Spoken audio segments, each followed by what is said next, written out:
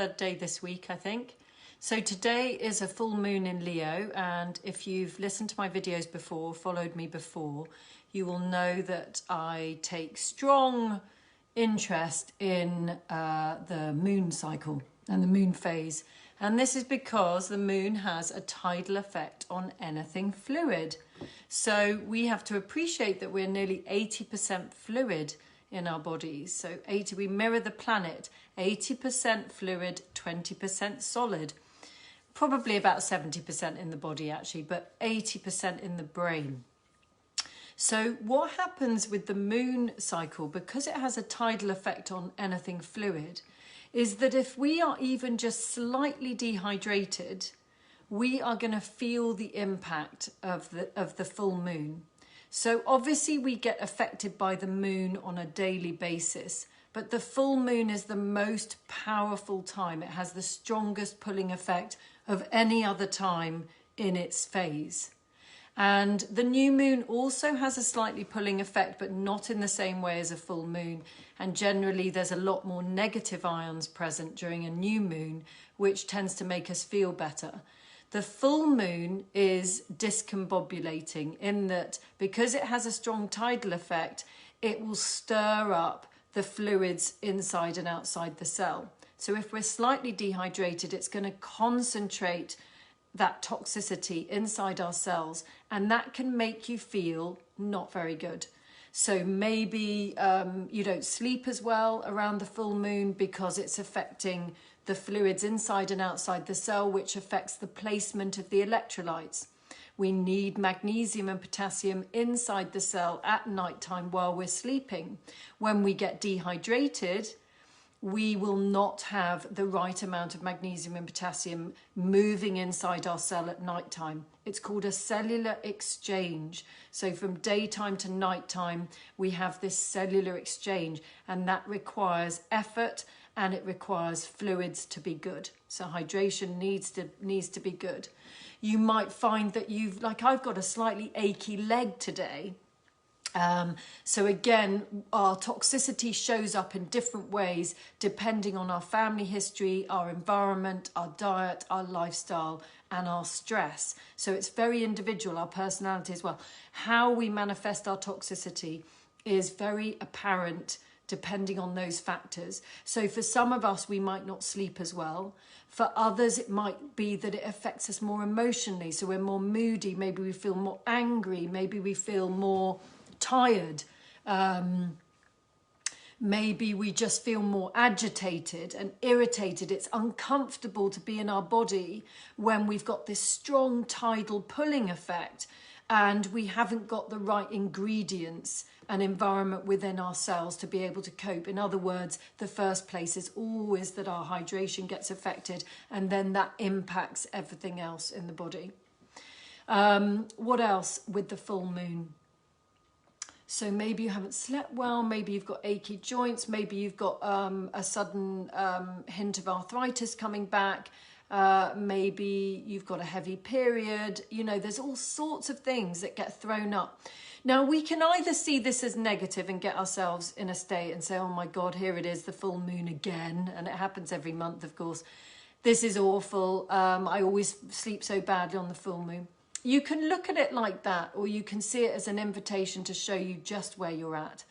And it is going to highlight your sensitivities. It is going to make you feel more toxic because it's stirring, it's shifting, it's creating movement, it's creating momentum.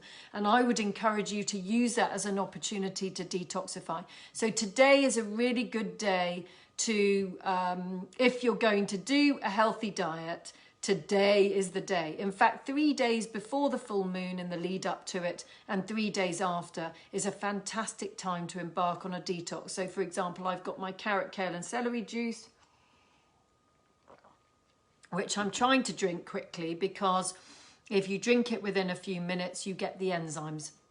and they have a purging effect, a detoxifying effect on the liver.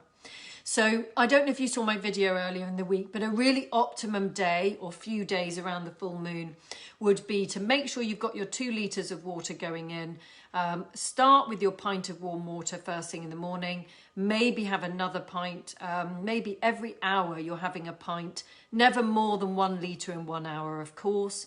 Maybe have a lovely vegetable juice. Again, earlier this week I was talking about the healthy morning routine where you push your first meal of the day to later on in the morning. So you're giving the liver a chance to detoxify for longer before you then start eating something. And then when you choose something, of course, you want plenty of vegetables. Things like soup is excellent, short grain brown rice, quinoa, a nice clean piece of fish or chicken, keeping it simple, keeping it healthy, having a snack of fruit and vegetables. If you really need something sweet, maybe some dried dates or something, but just keeping your diet really lovely and clean. The problem is that around the full moon is also the time when we get the strongest cravings, because the more dehydrated and toxic you are, the more cravings you have, because the more unstable your blood sugar is. So it's really tricky, because very often what I do is I start off the day really well on the full moon or around the full moon. And then by the end of the day, I've got a massive craving, and it's typically when I actually end up having a bowl of ice cream or something, because it's such an overwhelming detox that's going on, and it's so uncomfortable that we then want the chocolate or the sugar or the savoury crisp or the glass of wine to try to suppress the cleansing process, because what those heavy foods and strong drugs will do is they will block our detoxification, which at the time that it does it is lovely and comfortable because we feel better, but of course it blocks the detox. So later on your body starts detoxifying again, and that's extremely uncomfortable. So maybe you then get a full-on headache, or you really don't sleep well that night. So really put the full moon in your diary if you can, because it's so discombobulating. And the thing is that you might have decided to do a New Year's resolution. You might be on a really healthy regime, and then the full moon hits and your blood sugar jumps all over the place. It shows up your dehydration, and it's so uncomfortable that that's when your cravings are at their strongest. So be kind to yourself, be sensitive to the fact that the full moon is a real stirrer. Now, today's full moon is in Leo, and Leo is a real leadership sign. It's a fire sign. It's a very motivating sign. It's very good at motivating the other sun signs in our charts. So it's great for sort of taking risks and, you know, sort of pushing yourself in certain directions. So you might be feeling the strength of that lovely fiery Leo energy. It's also, I would suggest, really a time for taking responsibility for our health now, really. I mean, if we haven't already figured this is important with the onset of the pandemic last year, really we need to be paying attention to it. And nothing hits home more strongly than when the government imposes lockdown rules because you feel restricted, don't you? And the other day I was just listening to Boris Johnson, and it was the question and answer time. And I did feel sorry for him because, you know, he had one question after another, which was basically, how do you feel about over 100,000 COVID cases now being diagnosed? And, you know, what does somebody say to that? And I understand that these journalists want to start a conversation or hear what the Prime Minister's got to say. But I do think we have to take responsibility, each and every one of us, for not causing this pandemic or anything like that, but take responsibility for our health. And yes, we need some support around us, but I just think pointing the finger at governments not doing the right job, etc., it's not helpful, is it? It doesn't really help us. We need to get underneath what's happened. We need to recognise that we haven't been treating our bodies very well, and we haven't been treating the environment very well. And Mother Earth is responding to that. And we need to take care of ourselves, and we need to to do that inner work, you know, do that tuning in and discover what it is we need. What do we need to change about our lifestyles and our diet and other aspects of our lives, and start to do it in a kind way, you know, not criticizing others, not beating ourselves up, and just saying, you know, I feel this way, I want to feel different, what can I do?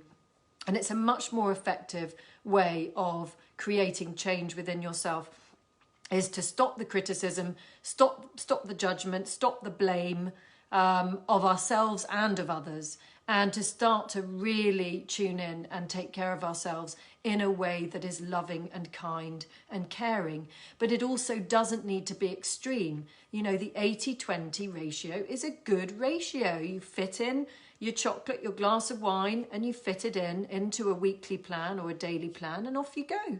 It doesn't have to be this restrictive diet where you never have your favourite food. The body can cope with a small amount of less healthy food if you're mostly doing the right thing. So see how you go with that. Hi Sam, bonjour.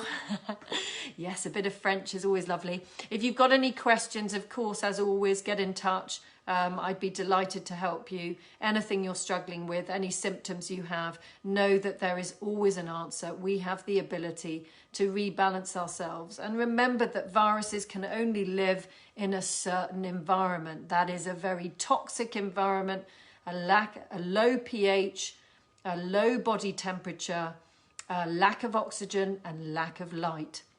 And so to get those sorted, we first need to hydrate. We need to get outside in the natural light. We need to fill ourselves full of vegetables and fruits, which are basically like trapped light, and create this really clean, sort of healthy environment that doesn't allow these viruses to take hold and create all sorts of havoc within us.